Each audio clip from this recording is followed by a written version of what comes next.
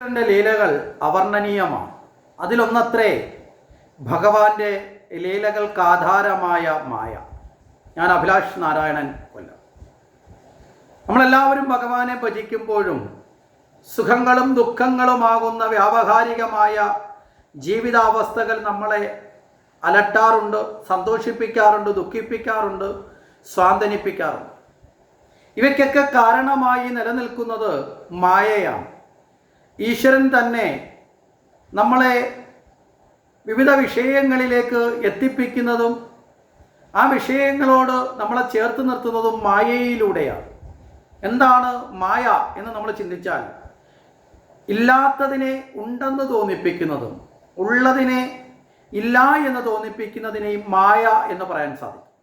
യഥാർത്ഥത്തിൽ ഈ പ്രപഞ്ചത്തിൽ നമ്മൾ കാണപ്പെടുന്ന വസ്തുക്കളെല്ലാം നമ്മൾ ഇന്ദ്രിയങ്ങൾ കൊണ്ട് അറിയുന്നത്, കണ്ണുകൊണ്ട്, മൂക്കുകൊണ്ട്, തൊക്കുകൊണ്ട്, ചെവി കൊണ്ട്, നാവ് കൊണ്ടൊക്കെ അറിയുന്ന, കണ്ടറിഞ്ഞു, കേട്ടറിഞ്ഞു, മണത്തറിഞ്ഞു, രുചിച്ചറിഞ്ഞു എന്ന് പറയുന്ന സർവ്വ അറിവുകളിലൂടെയും അറിയുന്ന ഈ വസ്തുക്കളെ ഓരോന്നിനെയും നമ്മൾ എടുത്ത് വിചിന്തനം നടത്തിയാൽ ഇവയൊക്കെ ശാശ്വതമായി ഇല്ലാത്തതാണ് എന്ന് നമുക്കറിയാൻ സാധിക്കും.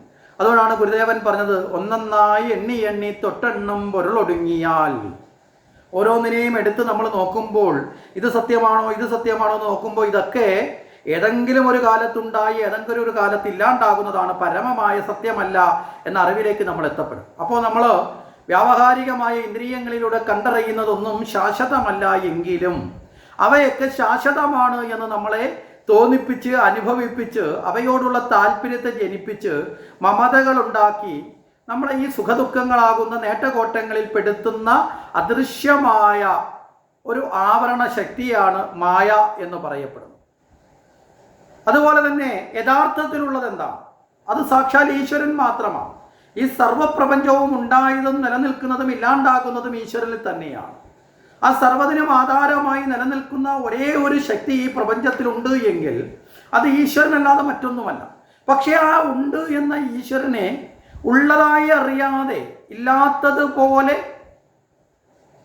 അത് അനുഭവബോധത്തിലെത്താതെ ഇല്ലാത്തതുപോലെ തോന്നിപ്പിച്ച്, നമ്മുടെ ഇല്ലാത്ത വസ്തുക്കൾ ഉള്ളതുപോലെ തോന്നിപ്പിച്ച് അവയിലേക്ക് നമ്മുടെ ശ്രദ്ധയെ തിരിച്ചുവിട്ട് നമ്മളെ ഒരു തരത്തിൽ പറഞ്ഞാൽ കൊച്ചുകുട്ടികളെ മറ്റു തരത്തിലുള്ള കാര്യങ്ങളിലേക്ക് പോകുന്ന സമയത്ത് അമ്മമാർ അവരുടെ ശ്രദ്ധയെ ചില കളിപ്പാട്ടങ്ങളിലേക്ക് വിട്ട് താൽക്കാലികമായ ആസ്വാദനം കൊടുത്തുകൊണ്ട് അവരുടെ കർമ്മങ്ങളിലേക്ക് വ്യവഹരിക്കുന്ന സമയത്തെ കുഞ്ഞിനെ ഒഴിവാക്കുന്നത് പോലെ ഭഗവാൻ ഈ ലീലകളിലേക്ക്, ഈ പ്രാപഞ്ചിക സുഖദുഃഖങ്ങളാകുന്ന ലീലകളിലേക്ക് നമ്മളെ ഭ്രമിപ്പിച്ച് നിർത്തുന്നതാണ് മായ.